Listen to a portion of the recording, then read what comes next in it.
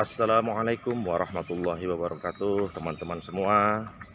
Pada tausiah subuh kali ini kita masih melanjutkan bahasan sebelumnya, yaitu tata cara berzikir. Hanya tersisa sedikit ditambahkan pada tausiah subuh kali ini. Ditambahkan dengan hal-hal yang tidak boleh dilakukan ketika kita sedang sholat. Nah, apa saja hal-hal yang tidak boleh kita lakukan ketika sedang sholat? Mari kita sama-sama simak videonya.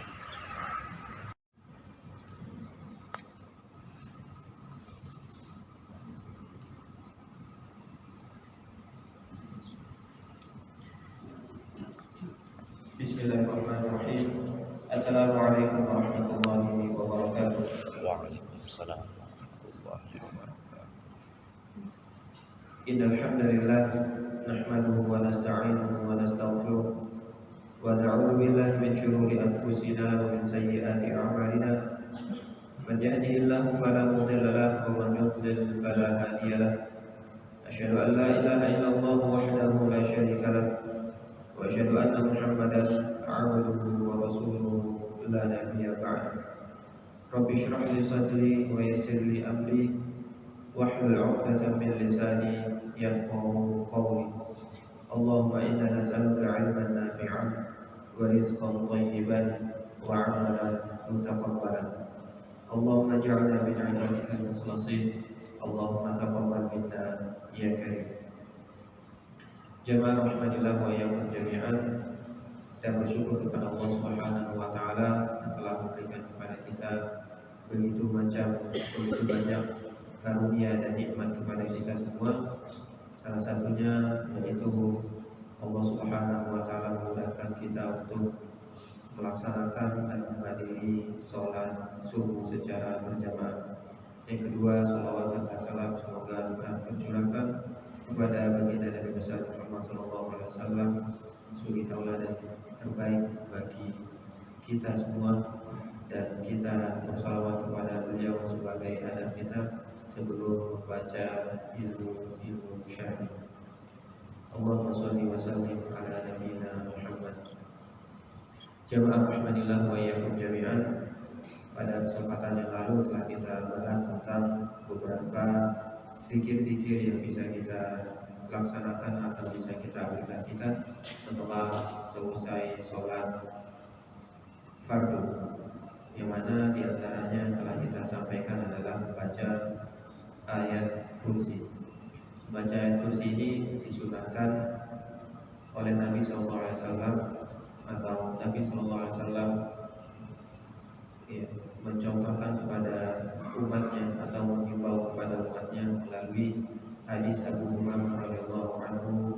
Beliau bercerita, Rasul sallallahu alaihi wasallam pernah bersabda, "Man qara'a ayatal kursi dubura kulli salatin maktubatin lam yamna'hu min dukhulil jannati illa al-maut." Yang artinya adalah barang siapa yang membaca ayat kursi setiap selesai sholat fardu, maka tidak ada yang menghalangi dirinya dari masuk surga kecuali kematian. Hadis ini diriwayatkan oleh Imam An-Nasa'i di dalam Sunan Al-Kubra dan disahihkan oleh Imam Al-Mundhiri dalam kitab beliau At-Targhib wa Tarhib dengan nomor hadis 23.373. Jamaah rahmanillah wa iyyakum jami'an, setelah membaca surah atau membaca ayat kursi, kita disunahkan untuk membaca muawwidzatain, membaca surah Al-Falaq dan juga surah An-Nas. Dari hadis Uqbah bin Amir radhiyallahu taala anhu, beliau menceritakan, amarani Rasulullah sallallahu alaihi wasallam an aqra'a bil mu'awwidzat dubura kulli salat. Hadhihi jumlatun min sunanis salati allati yustahabbu lil musalli an ya'tiya biha wa ma zilna fi waqtil fajri wa innama 'aradna lima sabaqa li hajatina ila istihdarihi fi kulli mawdi'in min salati wallahu ta'ala a'lam. Jemaah rahmanillah wa iyyakum jami'an. Kemudian membaca surah Al-Falaq dan juga An-Nas berdasarkan hadis dari sahabat Nabi yang bernama Uqbah bin Amir. Beliau menceritakan bahwasanya Rasul Shallallahu Alaihi Wasallam memerintahkan beliau untuk membaca Al-Mu'awwidhat, membaca Qul huwallah, Qul a'udzu birabbil falaq dan juga Qul a'udzu birabbin nas di setiap selesai sholat fardu. Maka dengan ini ya habislah pembahasan tentang zikir-zikir setelah sholat fardu, yang mana di dalam kitab ini ya, hanya zikir-zikir inilah yang disebutkan oleh penulis. Wa mimma nuhiya anhu fi hadzal bab al-iltifat wa al-qasd wa raf'u al-basari ila as-sama'i wa if'a'il manhiyahu wa iftirashil dhira'aini fi as-sujud wal 'abath bi ayyi shay'in wa wad'u al-yadayn fil khasirah wa salatu wa huwa yudafi'u al-akhbathain wa salatu bi hadrati ta'amin wa salatu amamahu wa ma yalihi an salatihi. Kemudian penulis pun menyebutkan beberapa larangan-larangan ketika seorang hamba berada di dalam sholat. Penulis menyebutkan beberapa larangan-larangan ketika kita di dalam sholat. Yang pertama adalah menoleh ke kiri dan ke kanan. Yang kedua adalah mengangkat atau menoleh ke atas, menoleh ke kiri dan ke kanan. Ya, ini tentunya tidak boleh kecuali ketika salam saja. Kemudian menoleh ke atas, wal if'al al-manhi anhu wal iftirash wa iftirash al-dhira'aini fi sujud, dan menempelkan siku lengan bagian lengan atas, lengan ini di lantai ketika sujud. Setelah kita bahas juga yang demikian. Wal 'abath bi ayyi syai'in, dan menyibukkan diri dengan hal-hal yang bukan dari gerakan sholat. Akan tetapi wal 'abath bi ayyi syai'in ini tidak termasuk ketika ada gangguan-gangguan yang harusnya kita singkirkan. Maksudnya adalah al-'abath bi ayyi syai'in ini mencakup gerakan-gerakan yang dilakukan oleh seorang hamba yang bukan merupakan gerakan-gerakan sholat. Ini sebenarnya tidak dibolehkan. Akan tetapi jika ada keperluan untuk melakukannya, maka boleh dilaksanakan atau boleh dilakukan. Contohnya misalkan mensilentkan HP ketika berdiri di saat sholat. Ya, sebenarnya gerakan-gerakan itu bukanlah gerakan sholat.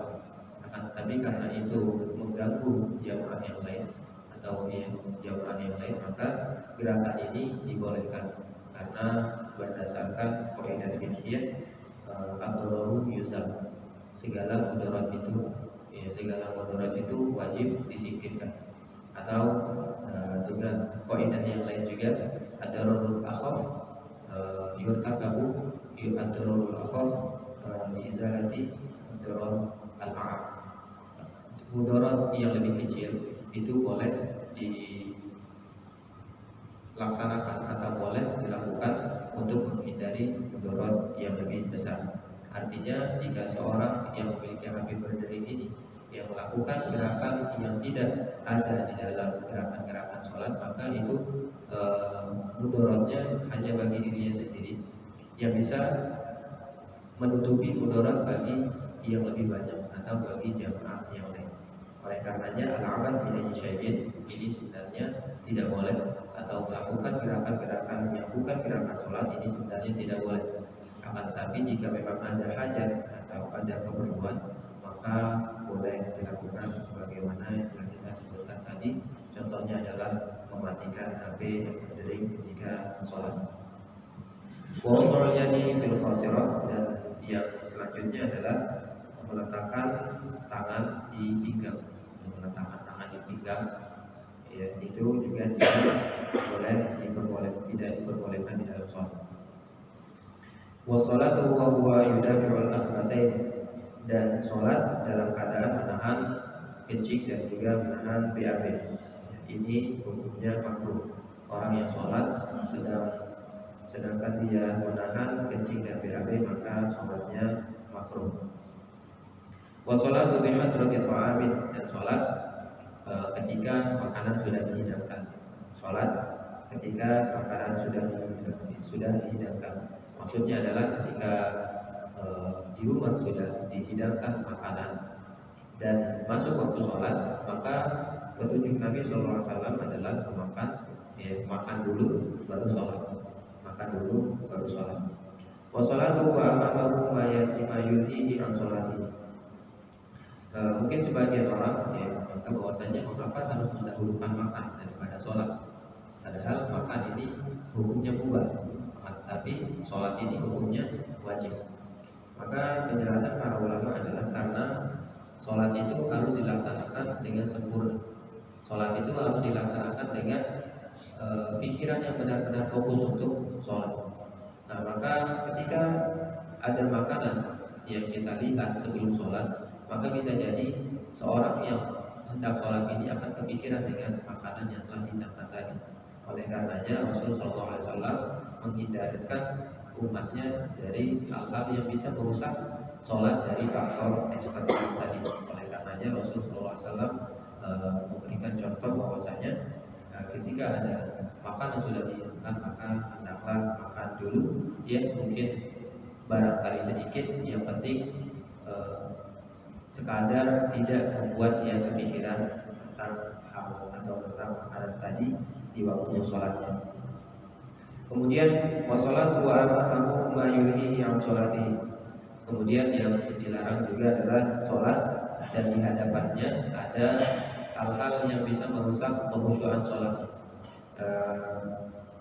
Hal ini ya, diambil oleh penulis dari kasus yang pernah menimpa Nabi SAW ketika beliau dihadiahkan sebuah selendang atau sajadah, ya, sebuah selendang ataupun sajadah, yang mana selendang ataupun sajadah ini beliau gunakan ketika sholat, dan ternyata di sana ada gambar yang indah, ya, yang indah. Akan tetapi karena keindahannya ini itu merusak khusyuknya Nabi SAW, hingga akhirnya Rasulullah SAW pun meninggalkan atau tidak memakai selendang atau sajadah itu lagi. Artinya dari penjelasan ini, ya, Nabi SAW melarang umatnya untuk meletakkan hal-hal atau memakai hal-hal yang bisa mengurangi kekhusyuan di dalam sholat. Misalkan sajadahnya terlalu bagus, ada gambar-gambar, ada ornamen yang bisa merusak kekhusyuan di dalam sholat, maka ini harusnya ditinggalkan. Wa sholati kanaqril qurab, dan sholat layaknya ayam yang sedang mematuk atau gagak yang sedang mematuk, yang ini telah kita jelaskan di pertemuan yang telah lalu, yang mana maksudnya adalah sholat dalam keadaan terburu-buru. Wa burukin fil sujudi ka burukil ba'iri, dan turun sujud. Kemudian yang dilarang juga adalah turun sujud seperti unta yang turun sujud. Akan tetapi dalam hal ini ada perselisihan karena memang dua hadis yang menjelaskan hal ini berbeda. Dua hadis yang menjelaskan hal ini berbeda, dan dua hadisnya itu kuat, ya, yang mana dimaksud dari turun sujud seperti unta ini maksudnya adalah ada yang turun sujud tangannya duluan, ada yang turun sujud lututnya duluan, ada yang turun sujud tangannya duluan, ada yang turun sujud lututnya duluan. Tetapi memang hadisnya, dua hadis yang menjelaskan hal ini, ada yang redaksinya janganlah kalian turun sujud sebagaimana unta duduk, karena unta itu atau janganlah kalian turun sujud sebagaimana unta, yaitu dengan mendahulukan lutut kalian dahulu ketika sujud. Ada redaksinya seperti itu yang pertama. Kemudian yang kedua, redaksi yang pertama sama saja, akan tetapi yang akhir dari hadis itu mengatakan sebagaimana unta turun sujud dan turun duduk, dan kalian turun dengan tangan dahulu. Ya. Jadi dua-dua hadis ini bertentangan atau berbeda. Ada hadis yang menyatakan lutut dulu itu menyerupai unta, ada hadis yang menyatakan tangan dulu itu menyerupai unta. Ya, tentunya di sini ada perselisihan para ulama, dan dalam masalah ini ya kita bisa menggunakan apa yang memang nyaman untuk kita, nyaman untuk kita. Tapi saya pribadi saya lebih memilih yang turun sujud dengan lutut, ya, turun sujud dengan lutut karena ini lebih umum. Maksudnya untuk turun sujud dengan lutut ini bisa dilaksanakan oleh setiap orang. Maksudnya setiap orang adalah jika ada orang-orang yang memiliki berat badan yang berlebih, ya, berat badan yang berlebih, dan ketika dia turun sujud itu lebih mendahulukan tangan, itu mungkin akan sukar bagi, akan sukar daripada turun sujud dengan lutut. Akan lebih berat badan yang harus dia tumpu dengan tangan itu lebih besar lagi daripada harus turun sujud dengan lutut. Wal kalam fi sholati, dan juga ngomong atau ngobrol di dalam sholat ini tentunya sudah kita ketahui bersama. Wa musabaqatul imam, yang selanjutnya adalah mendahului imam. Mendahului imam ini sangat banyak terjadi. Ya, mendahului imam ini sangat banyak terjadi, yang mana kadar tidak mendahului imam atau membersamai imam itu adalah sekadar imam selesai membaca Allahu Akbar. Harusnya setelah ketika imam membaca Allahu Akbar, barulah makmum mengikuti gerakan imam. Jika imam masih membaca Allah kemudian makmum mengikuti, maka ini dihitung membersamai imam. Atau bahkan ketika imam baru saja bergerak dan dia sudah ikut bergerak, ini dikhawatirkan bisa termasuk di dalam mendahului imam. Intinya makmum itu haruslah bergerak atau mengikuti imam setelah imam selesai membaca Allahu Akbar atau Sami'allahu liman hamidah. Semuanya sudah diucapkan oleh imam, barulah makmum mengikuti gerakan imam. Yang karena pada pembahasan ini ada ancaman dari Nabi SAW, misalnya yang artinya adalah barang siapa yang mendahului imam secara sengaja, maka Allah Subhanahu wa Ta'ala akan merubah wajahnya menjadi kepala keledai. Ini adalah ancaman dari Nabi SAW. Wakaf di asyiabi wasya'ri, wakaf di asyiabi wasya'ri. Saya kira demikian apa yang dapat kami sampaikan. Semoga bisa dipahami dengan baik. Poin-poin dari yang telah kita sampaikan adalah sunnahnya membaca Qul huwallah, Qul a'udzu birabbil falaq, dan juga Qul a'udzu birabbin nas setiap selesai sholat fardu, yaitu setelah membaca ayat kursi. Kemudian beberapa hal yang dilarang oleh Nabi SAW di dalam sholat, yaitu yang pertama menoleh kanan kiri, dan juga melakukan hal-hal yang bukan dari gerakan sholat, dan juga sholat dalam keadaan menahan kencing dan juga menahan BAB dan seterusnya. Kita tutup dengan doa kafaratul majlis. Subhanallah wa bihamdika, asyhadu an la ilaha illa anta, astaghfiruka wa atubu ilaik. Wassalamualaikum warahmatullahi wabarakatuh. Waalaikumsalam.